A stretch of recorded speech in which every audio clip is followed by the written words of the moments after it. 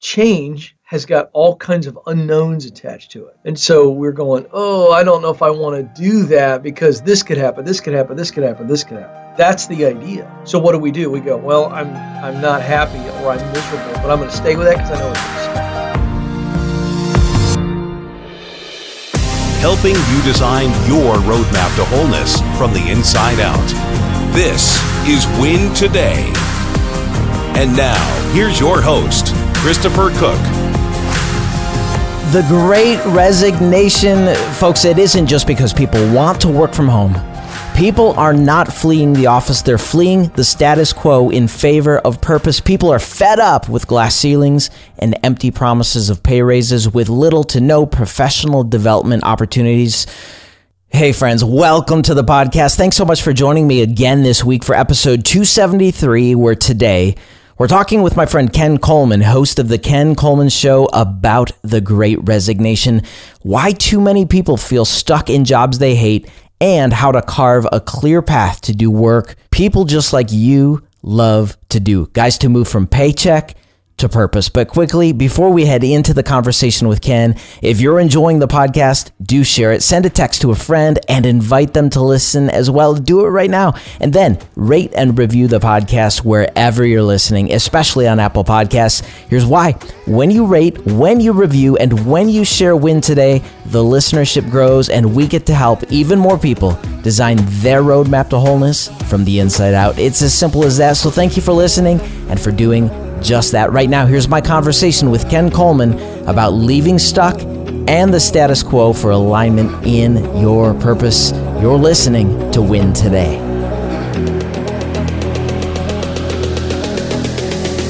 Ken Coleman, what a joy to welcome you back to Win Today. So glad to see you. Yeah, good to be with you, man. Ken, I've really enjoyed this topic center and really your new book, From Paycheck to Purpose. But here's where I want to start. Ken, according to the U.S. Bureau of Labor Stats, by the end of September, there were about 10.4 million open jobs in America. But what's really interesting to me, Ken, is that the quit level was like 4.4 million, and then the quit rate was around 3%. Now, what I'm fascinated by is that your ear is to the ground every day, talking with callers on your radio show about career and life purpose. Ken, what's happening in the soul of Americans today? Yeah, I think we've got really a couple of factors that are forcing people to make changes at a more rapid pace than they would normally. And I think the two factors are pandemic related. The first one is the pandemic shut everything down. It made us deal with change on a scale we've never been forced to deal with before. I mean, we humans, we don't like change because change means the unknown. So we'd rather be miserable than uncomfortable. We know this. That's why I do what I do, is try to shake people out of the comfortable with the miserable. Well, so all of a sudden we all go home. Our kids come home. Our entire routine is changed overnight. And it stays that way for a while, no end in sight. I mean, that's genuinely what it felt like for several months. Then the second factor is we were forced to confront mortality in that, when this thing first hit, we didn't know what was going to happen, how it was going to affect us. Would we be deathly sick? Would we die? Would it just feel like a cold? It was just very, very different. And we saw, reports every day of people dying around the globe. And so I think that forced us to then confront mortality and how precious life is. So you take those two factors and you put them together. And I think humans are going, this is a really great time to level up, to make some changes in my life. We've got more jobs available than there are people who are unemployed. So that means there's a bidding war, if you will, a frenzy for talent. And so people are changing seats on the bus. I mean, they're going, all right, I can do the same thing I'm doing here in this company, and I can go over here and I can make 15 to 20% more. That's one factor. Then you got people that are going, I never really liked what I was doing. It was just a job. And the fact of the matter is that while I was at home during the pandemic, I got qualified to do the thing I want to do. And so now I'm going to move to that. So I think those are your big factors at play, and people are going, all right, let's go. Some people are chasing the paycheck. Some people are moving after purpose. It's a combination. There's really no way to bucket it out, but that's what's going on. Ken, stay here. You said we'd rather be miserable than uncomfortable. Now, Forbes added this in a recent article. They said, quote, "The Great Resignation isn't just because people want to work from home. People aren't fleeing the office, they're fleeing the status quo. People are fed up with glass ceilings and empty promises of pay raises with little to no professional development opportunities. If you don't like the attrition rates, maybe it's time to understand why." So Ken, help us parse this whole logic out. Start here. Fleeing the status quo. Are people waking up to possibilities they didn't consider a couple years ago? Yeah, because when I said that people would rather be miserable than uncomfortable, it's because this. Change has got all kinds of unknowns attached to it. And so we're going, oh, I don't know if I want to do that because this could happen, this could happen, this could happen, this could happen. That's the idea. So what do? We go, well, I'm not happy or I'm miserable, but I'm going to stay with that because I know what to expect. So that's the psychology that's involved. Well, now people are waking up. I think that's a really good way of putting it. They are waking up to the fact that, wait a second, my whole life changed and I survived. I'm fine. My whole life changed. Like everything changed. The way I go out to eat, the way I get groceries, the way my kids are schooled, the way I'm working, the way I'm vacationing or not vacationing. I mean, everything changed. And I think if you look across the board in every area of our lives, I think we've taken wholesale inventory and we're saying, I want more. And so I think it's just that example. Now, again, most people look at work as a paycheck. I understand that. I understand the mountain I'm trying to climb. I'm trying to help people see that it's more than a paycheck. But the fact of the matter is, to your point, people are feeling underappreciated. They're feeling overlooked. They're feeling bored. And they're feeling a sense of restlessness.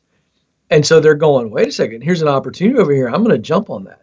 That's what's going on. It's a tidal wave of people leaving. I mean, the numbers in September are going to be bigger than our August numbers, which were the largest numbers we've ever seen in 1 month. People quit. 4.3 million people changed jobs. So I think in some ways we've got this big, giant musical chairs game happening right now. Okay, so then just as a case study example, when a caller calls into the Ken Coleman Show and says to you, Ken, I'm overwhelmed, I'm paralyzed at the thought of switching careers, then where does your advice usually begin? Then we'll drill down into some of the concepts.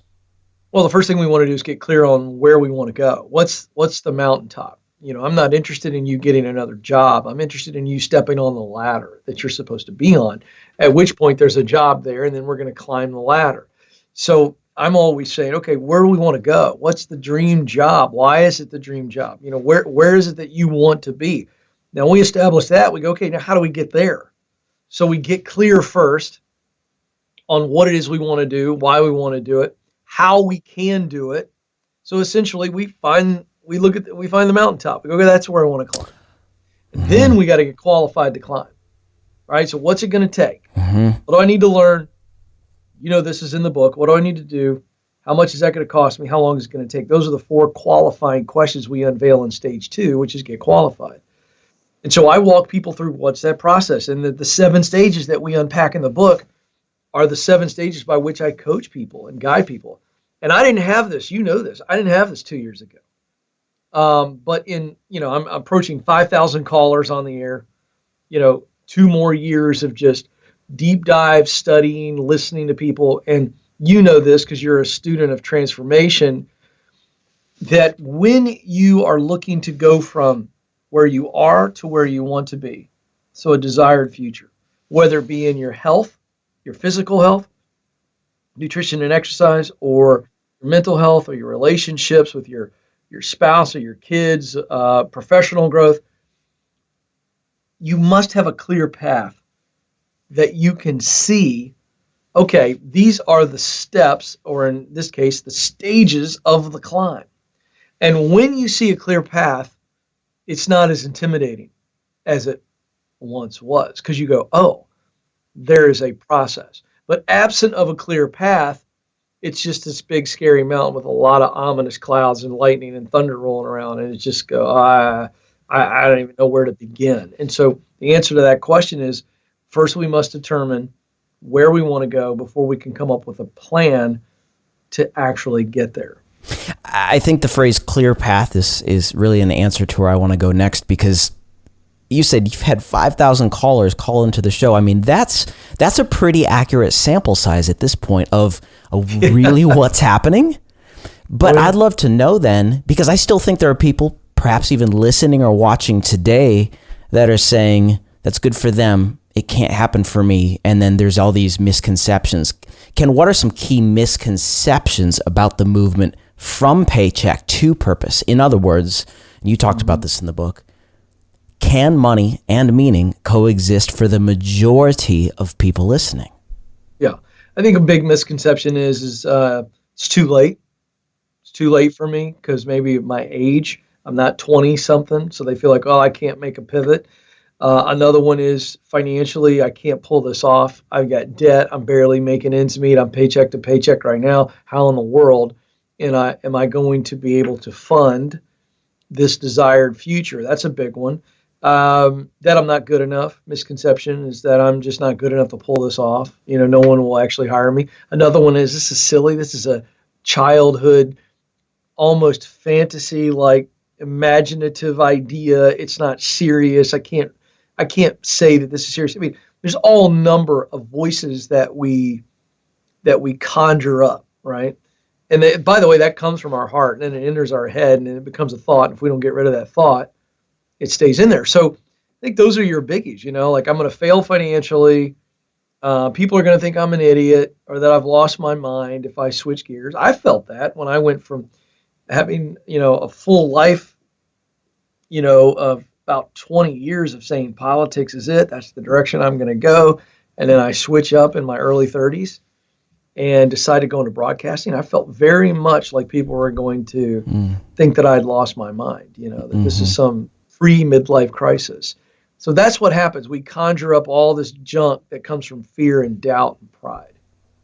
I'd love to stay here for a second, because you talked about, the limiting belief that, oh, this is just a childhood fantasy. But in many ways, and I told you this the first time we met, having this thing in front of my face has always been a dream of mine since I was a little boy. And it wasn't until my mid to late 30s that I'm reconciling, oh, actually, this could be a deep passion that leads to purpose. Yep. And I've looked up to you in many ways because of your own journey, but I want to stay on that because I want to propose to the listeners here today that there's a philosophical issue that we need to reconcile of identity that will lead us to purpose. But Ken, I want to stay on your story for a moment if we could. Because I know early on, I don't know how young you were, but you wanted to be an actor. And then that led to wanting to practice law in some form, which then piqued curiosity about politics, which eventually led to broadcasting. I think the first question I'd love to ask is there a thread through all of those that points to a specific passion point or purpose for you? Yeah, performer. So every one of those is a pure performance. So if you're a lawyer, you're performing in front of a jury, in front of a judge. If you're an actor, you're performing in front of an audience. If you're a broadcaster, it's performing in front of an audience. A politician is performing on behalf of people. So it's less about the word performer, but it's about the context by which the work is done. And so there's interest in all of that. So if there's interest in acting, interest in being a lawyer, interest in politics, or interest in broadcasting, what's the underlying commonality? It's public communication. With the mission to help people, right? Oh, no question. Yeah. And so that's where, by the way, it gets more defined. So you can say that acting helps people. Sure. Allows them an escape and entertains them. Entertainment is wholesome. Being a lawyer is advocating, right, for or on behalf of a person. Politician, same thing. So yeah, there's no question that there's a human element there. But before it ever gets there, it's like, I just love the pressure of people looking at me and me having to deliver. I mean, when I was a kid, I was doing impersonations and stuff. My dad would, take me around all these pastor conferences where they'd be like, hey, you got to see my kid do this. And, on demand, I'm performing for 2 or 3 or 4 pastors or a room full or whatever. I think the first time I ever performed, I was a kindergartner. and at my elementary school, and they came in and said, we got the high school play, and we're looking for somebody to play the role of the newspaper boy. And are there any kids that are interested? And I remember, the old throw your hand in the air and prop it up with your hand, like, Mm-hmm. And where does that come from? Nobody had to tell me that. I heard high school play, who wants to try out? And I go nuts. Yeah. You can't teach that. Mm-hmm.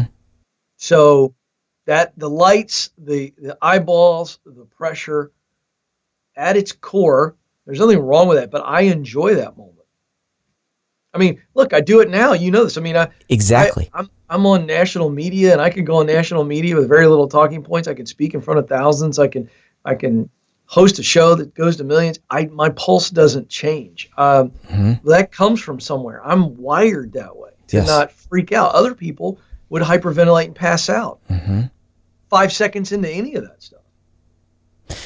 There's a fallacy I sort of want to pop for people listening today, because I think when we enter into conversations like this, for some it may seem like, oh no, this is the path to prominence, this is the path to size. But I think what I hear you saying, and what I want people to really lean in and listen to, is you're actually talking about living a life of deep, meaningful significance and impact. And what I want to point to is a story you told on a video I just watched about a janitor at a school. And you really got emotional because there was a day where 2 teenagers walked up to the door.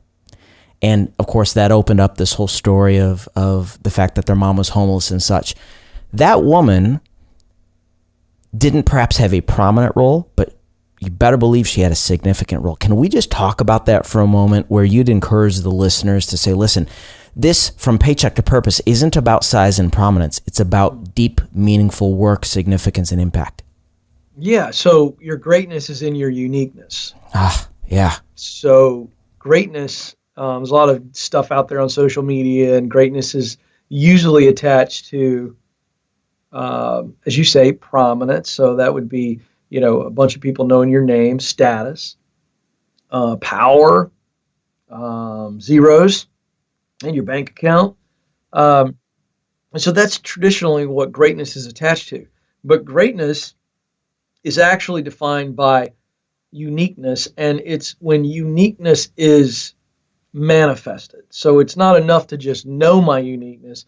I must live in that uniqueness. And that's what I teach, as you know, talent, passion, and mission. Everybody comes into this world hardwired with talent, things you do well. Hard skills, people skills, character traits, and then there's a love. You cannot teach a person to make their heart rate quicken when they do certain things. Now, there's just some things that if you put in front of me, I'm so bored I couldn't keep my head up. There are other things you ask me to do, I get the juice, I get excited about it. I mean, out of my mind excited. And then ultimately, the last piece is mission. So talent, passion. Talent's what I do best. Passion is work I love to do. I love the work. It's not about notoriety. It's about the work itself. And then ultimately, mission are the results of the work that matter deeply to me. So all work produces results. What results do I want my work to produce? That's the values connection. That's the missional connection. That's where the motivation comes from. You don't have to ever motivate anybody if they know their why.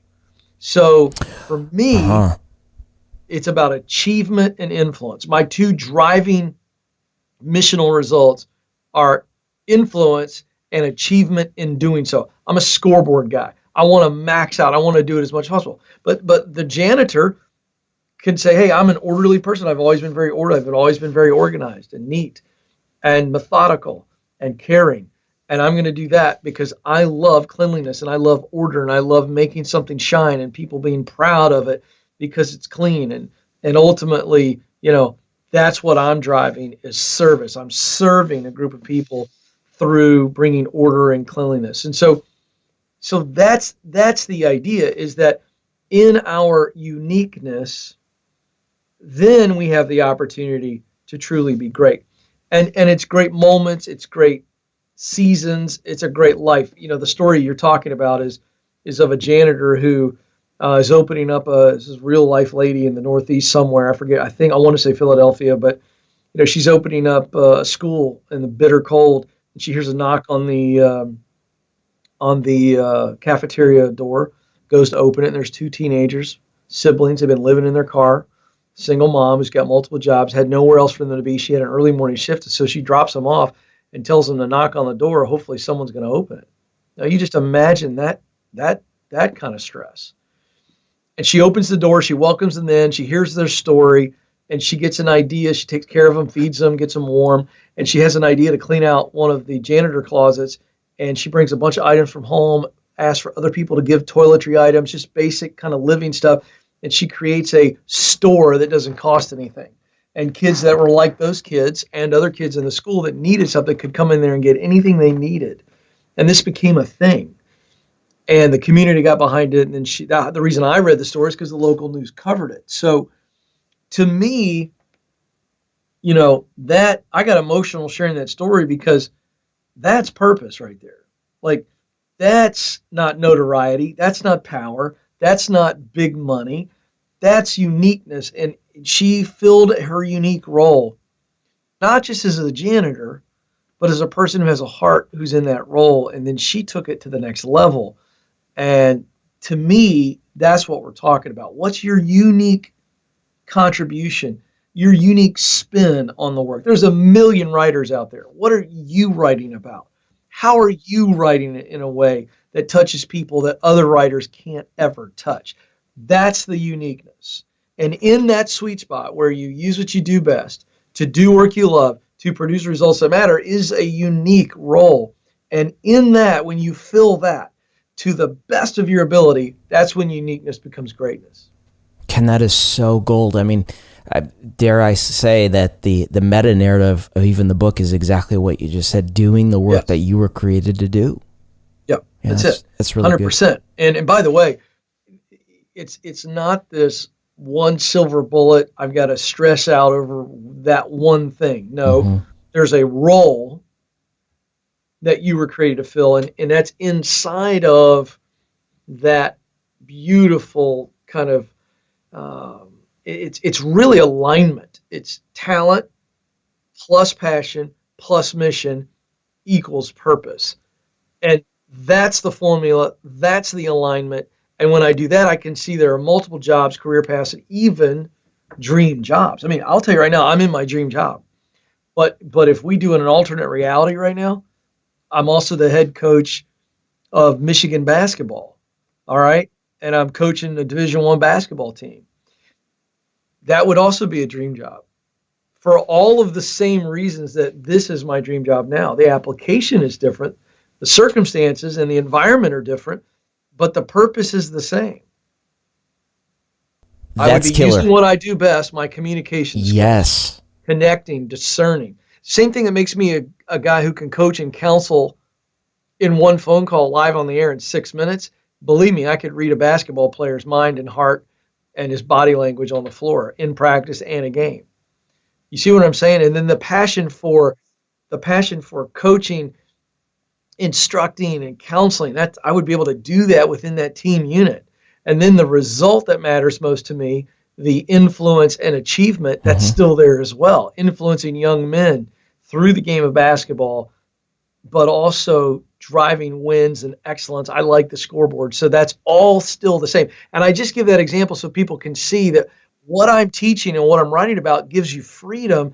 It's not this pressure-filled silver bullet, oh, did I make the right choice? Well, the fact of the matter is, in your sweet spot are multiple dream jobs. Stay there, Ken. I love that you took us right to talent and passion and mission, but I want to hear about why talent and passion and mission shouldn't function independently of each other. Like, what's the magic when they work together? You talked about it in your book. Yeah, so talent alone is going to make you successful, okay? Because your bottom line is you're operating at high levels of proficiency because you're talented. So you can have a job and a career where you're very talented, you're going to make good money, get all the things. So that'll get you success. Talent plus passion. So I'm talented and I love the work. That's going to get you really, really high levels of satisfaction, which is really good. I mean, you're going to be pretty satisfied. Hey, I'm really good at it. And I really enjoy the work. But there's this piece that's missing there. And when you get talent plus passion plus mission, Now you experience tremendous significance. You're significant regardless. But when I put it all together and I'm really good at the work and I love the work, but now the work is producing a result that is deeply personal to me, now I am full. My bucket, my cup is overflowing. It's because I'm now experiencing tremendous significance, and I see that the results I'm creating matter to me personally. An example of this is you could be, well, I'll give you a Great Ramsey Solutions one that I hear all the time. So somebody will call in and they go, Ken, I'm really talented at numbers and formulas and analytics and all that. Just always been good at math and good with finance. And I'm working in a bank right now, and I work with people on this part. I really love the work of crunching numbers and analyzing and come up with a plan. But the problem is I don't want to send people to loans. I want to help people get free of that, right? That missional component is missing there. So they're good at the work. They love the work, but the work isn't producing a result that connects to their values. That's the example. So when all three are in alignment, now it's the tuning fork going off in your chest. Just to use an example to illustrate your point, is this when you had the on-camera interview audition at Turner Sports and you loved broadcasting, but you realized, hey, I love sports, but I don't know if I can sustain this talking about sports all the time, versus when you got into the role of helping, teaching, coaching through the vehicle of broadcasting? Is that a good illustration of what you just taught? Yeah, so that Turner story is a different story in the book, as you know, talking about getting qualified and just being way over my skis. It's a hilarious story. It's great. But when I was on sports talk radio in Atlanta and I did some sports television later in the process, that's when I realized there's still something missing. I had two parts of the equation: good at it, the broadcasting piece. Love the pressure, the performance, all that. But talking about sports every day would have left me very, very empty. There's nothing wrong with talking sports. Even though you love sports, right? That's just the beauty of it. Mm-hmm. Yeah, I love sports. But that would be entertaining. And for somebody else, entertaining is the missional result. That's what they want. I didn't want to entertain. I wanted to equip and encourage. So that experience allowed me to go, okay, I could have been happy, but I wouldn't have been on purpose. In my mind, I get to determine that, by the way. You know what I mean? Because bottom line is I could wake up 5 years from now and go, oh, I want to do a different version of broadcasting. I get to choose that. But my heart is the one that ultimately indicates that. And so my heart at the time was like, hey, sports is cool, but I want to be involved in transformation. That's what I've always enjoyed. Okay, so take us to the moment then. When did you realize and your heart light up to say, this is different than a job? This is what I was created to do. Like, what was that convergence moment for you? It was after I kind of knew that sports wasn't it. And so then I'm trying to figure out what is the type of broadcasting I want to do. And I knew I wanted to do something that was positive in nature, but that was also transformative. And so as I began to kind of play with and test what possible content could be, I realized that having gone through a massive pivot and change and almost a career crisis, that my problem out of this great problem was born a great passion. So I was like, I figured this out. This is going to be a tough journey, but I think that this is what I'm going to do. And I want to help other people figure this out. And so that was it for me, to realize that this content that I had a mentor share with me, and then that I was developing, and that this season that I'd walked through of self-discovery, there was tremendous value in that. And so that's when I decided that's it. I want to go on and I want to broadcast for good. I want to meet people where they are. I want to coach them. I want to love on them. I want to lift them, that kind of stuff. I really appreciate that, Ken, because there are a lot of people listening today who have faced a lot of pain, a lot of loss. In fact, last month on the podcast, we did a series on emotional health and clinical depression. And, Deloney's been helping with those conversations. But I was really struck because your wife, Stacy, actually has a quote that you noted in the book. And it's this: out of deep pain comes great passion.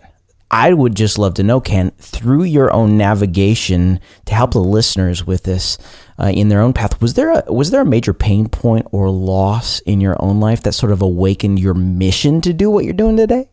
No loss other than the deep disillusionment that happened to me when I realized it wasn't politics. But it was like, what is it? Oh, okay. So it was painful, but it wasn't a loss. But it was pain because I questioned, what did I miss? Have I been running from God on this? Am I supposed to be a pastor? Like, those were real conversations. Was I supposed to go into coaching? I went as far back as when I went to college. I could have gone this direction and been in coaching and been, I think, very successful at it. Okay. I was going through a real self-examination and a lot of regret, a lot of questioning, a lot of doubt.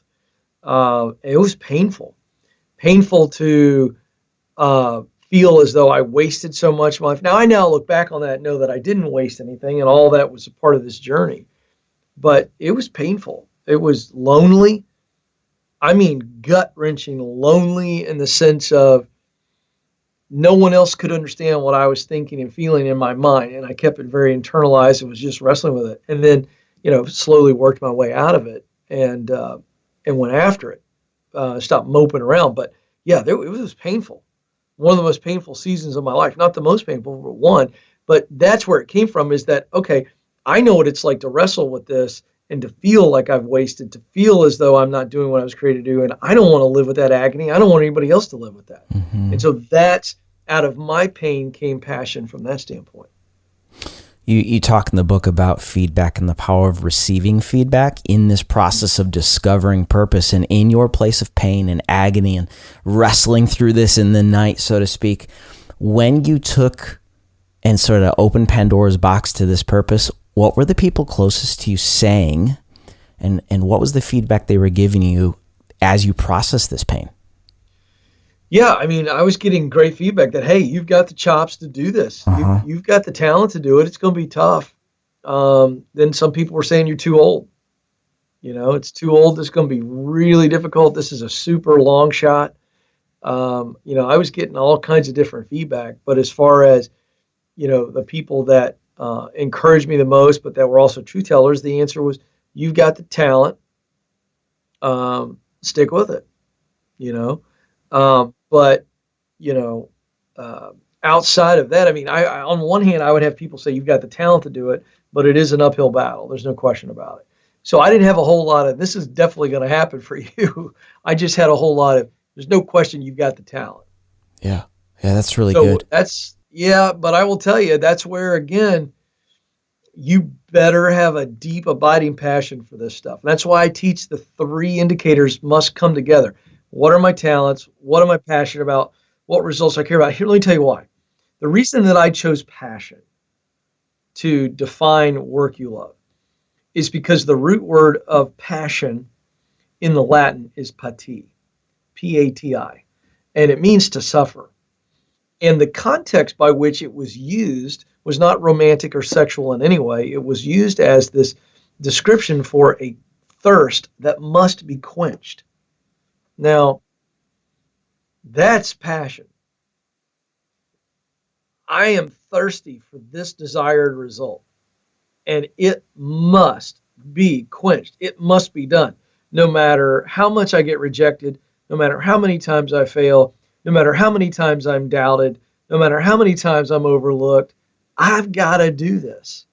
And that's what kept me in the game. Thanks for taking us there, Ken, because there is an aspect of any conversation around this topic, the pursuit of our dreams and the pursuit of our purpose, that is sort of romantic, as you said. But we got to get real with this. Tell us about the hardest parts of this track. Like, what should we expect? Because there is a real cost to doing the work we love. Yeah. Well, if you look at the 7 stages that we unpack in the book, get clear, get qualified, get connected, get started, get promoted, get the dream job, give yourself away. I think the 2 hardest stages are stage 2 and stage 5. Stage 2 is get qualified. Stage 5 is get promoted. The reason that those are the 2 hardest is because it speaks to our weakness as humans. We struggle with being patient. It's very, very hard on us. The human condition is one that is wired for progress. And so getting qualified sometimes based on financial realities takes time. It takes time. And we're not good at being patient. It's also a difficult stage, getting qualified. There's a lot of struggle and discipline and grit that goes into getting qualified, depending on what it is you're doing. Keep in mind, by the way, I always like to try to translate this to entrepreneurs as well. Because as an entrepreneur, when you're getting qualified, that's in the early days when you're just trying to make that product or service work. You're just trying to, is this a viable business? Okay. So get qualified is very, very tough because it's lonely. It's a lonely journey, and that we got to do the work. And there's nobody cheering for anybody getting qualified. They'll cheer for you at the end, right, when you graduate and walk across the stage. But getting qualified is a lonely, taxing process. Stage 5 is get promoted. This is difficult because, again, we get on the ladder, we get on the first rung of the ladder, and then we got to climb. And no sooner do we get on the first rung of the ladder, Chris, than we want to be on the 3rd or 4th rung. Well, that's it. That's just who we are. Yeah. But that's debilitating if we're always focused on the next and miss what we need in the now. So those 2 stages, get qualified and get promoted, very, very difficult because they require patience and persistence.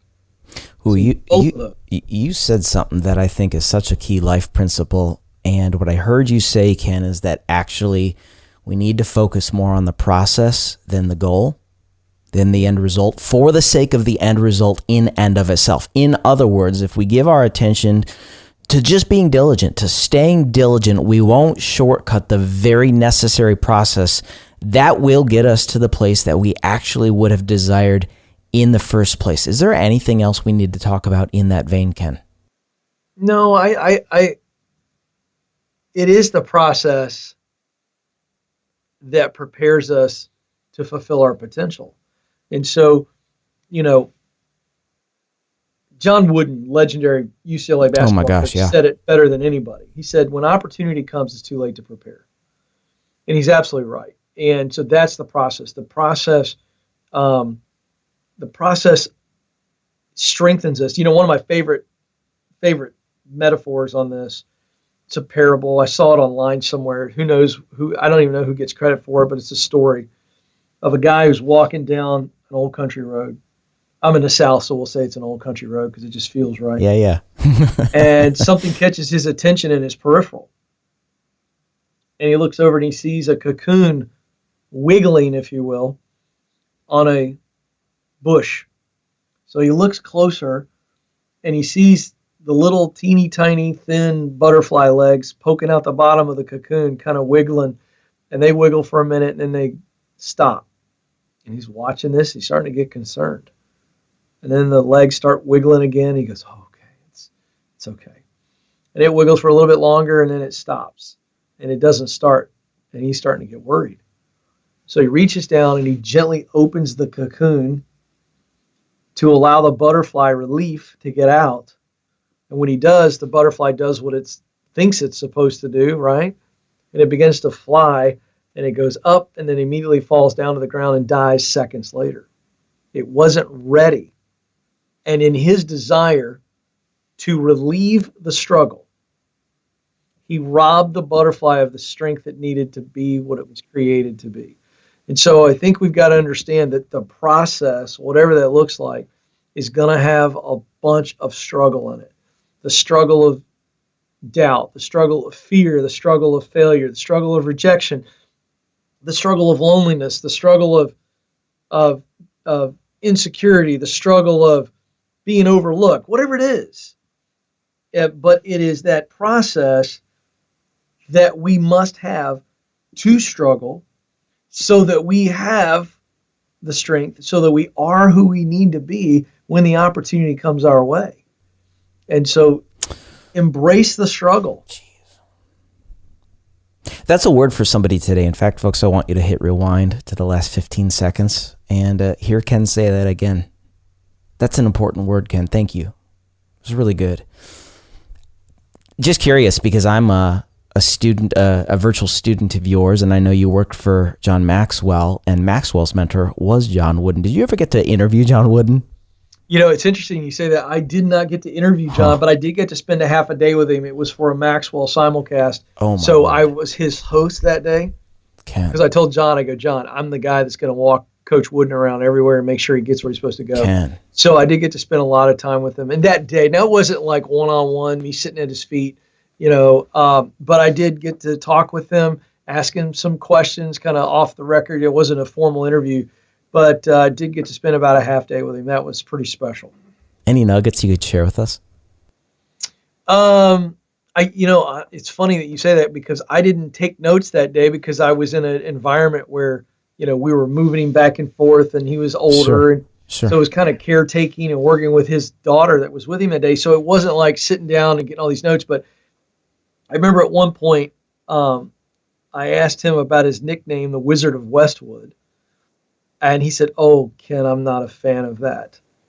And I said, "Why?" And he goes, "Because it makes it all about me." And he goes, "I just don't like it." And he was just such this humble guy. Like, he didn't even want to break it down. He was just like, "I don't like the Wizard of Westwood." He didn't want it to be about him. It was about the team.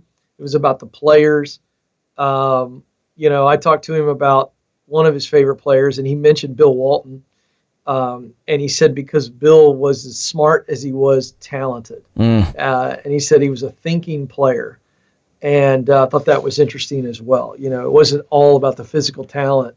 And then, he shared one other anecdote. There was a group of us standing around. So this is all I got because I didn't take a bunch of notes. This is fun. He talked about at the start of every season, he sat the players down on the bench and told them how to put their socks on and tie their shoes properly. They all looked at him kind of like, "Are you for real?" And he's like, "We're going to focus on the basics."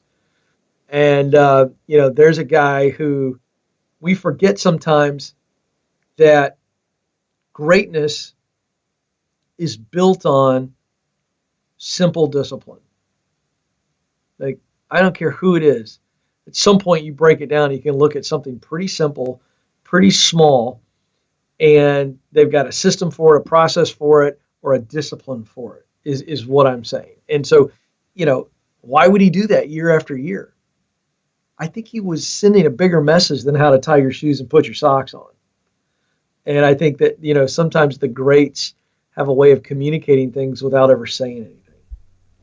I think one of the byproducts of this conversation, folks, is when we move from paycheck to purpose, that positions us to experience success. And just to honor Coach Wooden, I think about his definition of success, which just marked me 5 years ago, Ken, when I first heard it. And it's success is peace of mind that is the direct result of self-satisfaction in knowing you did your best to become the best that you are capable of becoming. Talent plus passion plus mission. I'd like to propose shoots the arrow right there, Ken. I'm just like, I got chills running up and down my spine right now because you've been a hero in my life and like learning from you. And then I've been studying Maxwell and Coach Wooden for years now. And it's just so fun to hear these stories. So thanks for taking us in for a second with that. Man. Thanks. Yeah, it's fun. To that, Ken, when we talk about moving from paycheck to purpose, asking quality questions is a part of this, whether or not we're in the interview process or even in general exploration. Ken, you're a master question asker as far as I'm concerned. Take us inside some of your genius to asking brilliant questions that get people's attention. Well, I think the key is first to understand who the audience is. So if you're doing it for an audience, you got to really know, what does the audience want to know? What do they desire? Why are they there? And so you better be asking questions that meet those needs. The second factor is, and so by the way, if you're the audience, then, before you sit down with somebody, what do you really want to know? Well, I want to ask them about this. No. What do you want to know? Like, what do you actually want to know? It's like, what's the answer that you're looking for? What type of answer are you looking for? Well, then ask a question that will give you the best chance to get that. The second thing is the advice. I've been asked about this a lot, and I do this somewhat intuitively, but I'm trying to ask 3 or 4 levels deeper. So let's say I'm going to do an interview on leadership or something, or I just interviewed President George W. Bush was the last interview I did. Did you really? A couple months ago. Wow. And so I know what I want to ask him. I know what the audience wants to know. So I've got this. And so when I'm crafting the interview, I know what answers I'm looking for to help the audience. So I'm trying to go 3 or 4 levels deeper. So instead of asking a question like, how do you make decisions under pressure? That's a good question. It's a good question for a former president. How do you make decisions under pressure? Okay, that's not a great question. So the reason it's not a great question is because you could go about 3 or 4 levels deeper. All right. So 3 levels deeper is you've had to make decisions that had lives attached to them, life or death, with incomplete information. What's the process you go through to make the best decision? And then, even then, when you don't know if it's the right decision, how do you make it? That to me is an example of 3 levels deeper than just how do you make decisions under pressure. And so 3 levels deeper means I want to go way, way, way, way deeper by the way I ask that question. So now the audience is with me and he's with me and he's able to go, okay, Ken just talked to me about decisions where potential life was lost as a result of my decisions, or I knew it had to be lost, but it was the right decision. And then he also basically brought me into how did I, at the end of the day, sleep with myself, knowing I made a decision without all of the details. I wasn't 100% sure it was right, but I still had to make it. Sure. You see the nuance in that? I do, Ken. I do. That's the best I can do on that. But so if we want to be great question askers for ourselves in our life, ask yourself, are you wanting to get a wisdom on a decision? Yeah, great. So don't go, hey, I'd really love your wisdom on the situation. You got to spend a little bit of time with it yourself and go, I'm facing this, I'm facing this, I'm facing this. That's the depth. You got to go into the depth. Yeah, that's really helpful. I mean, Ken, swinging back to the practicality of this process from paycheck to purpose, I would just love to know, like, what about the difficult seasons of life where we just need to make money to take care of the family or something similar? You tipped your hat to it earlier. Does purpose take a backseat to paycheck? In fact, I'll ask it another way. How did your pursuit of purpose, Ken, play out at home with Stacy when you had a mortgage and 3 kids? Yeah. Well, I've got to provide first and foremost. So there are 2 emotions, if you will, around work: provision and contribution.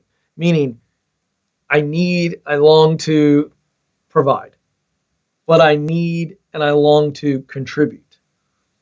But to your question, yeah, I had to have a day job or there was no chance at the dream job. And so the day job is what is allowing me to provide, and I've got to provide first and foremost.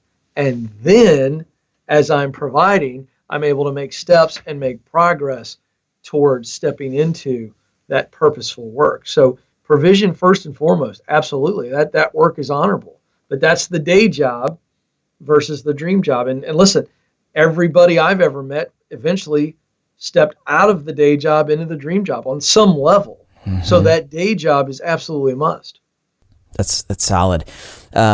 Landing in the plane here today, Ken, is there a question you wish more callers would ask you about career and purpose? You know, the 5,000 callers that have called into the Ken Coleman Show, is there maybe 1 or 2 that you wish, gosh, I wish they'd ask me this? Nothing pops to mind because, you know, they're very nervous in the moment, right? And they're pretty vulnerable. I guess maybe I wish that sometimes they would ask me the question behind the question, but that's my job. Yeah. So understand my job is to listen for what's really going on, what's behind what they've asked me on air, because there's almost always something underneath the layer there. But I understand what you're asking, but nothing pops to mind. I got to be completely honest, because again, That's fine. Yeah. sometimes they don't even know. But if everybody could sit alone in self-reflection and figure it out for themselves, there would be no need for a show like mine or for guys like me, to be able to coach and counsel. But I guess if there were one thing, it would just be for them to say, hey, this is what I'm feeling. What do you think is underneath that? Maybe that's a good question that nobody ever asked, because that's helpful. They're now putting themselves in a place of vulnerability to be able to receive it. That's solid. Ken, why do we let dreams die? If we're in our late 30s hitting 40 or in our 40s hitting 50, there comes a place where maybe something in us says, I just got to let it die. Why do you think we let dreams die? That's a very, very situational question.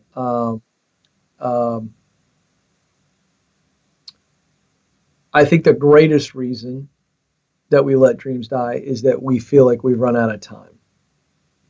I think it ultimately comes down to we don't have any more in our bucket when it comes to patience and persistence. It's like we look inside the buckets and there's nothing left, and we go, this is a waste of time going forward because I don't have the time. Too much takes too much. It's a waste. I think that's probably the number one reason that people let dreams die. Another one is they're not surrounded by people who are cheering them on. There's a great passage in the Old Testament. Moses is overseeing a battle. And so God instructs him to raise his hands over the battle and the victory would be his. And so he's overseeing the battle and he raises his arms. And as you know, the story goes, if you just hold your arms like this for 5 minutes, you'll start to feel the amino acids. So his arms, he's getting tired, right? And his arms begin to fall. And as his arms fall, the battle turns and his army begins to lose. And then two other men see this and they know what's going on and they come up and what do? They each grab one of his arms. That's it, Ken.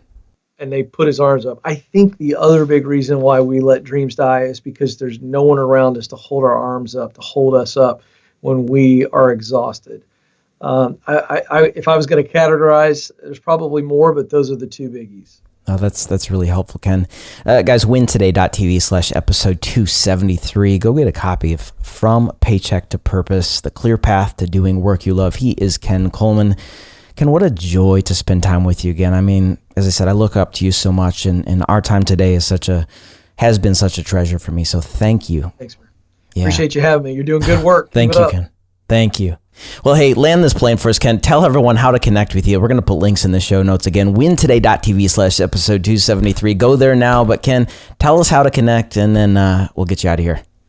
Yeah, kencoleman.com, the website for a ton of resources beyond the book, a lot of free resources. The Get Clear Career Assessment. Yes. Which will give you a fantastic report on talent, passion, and mission.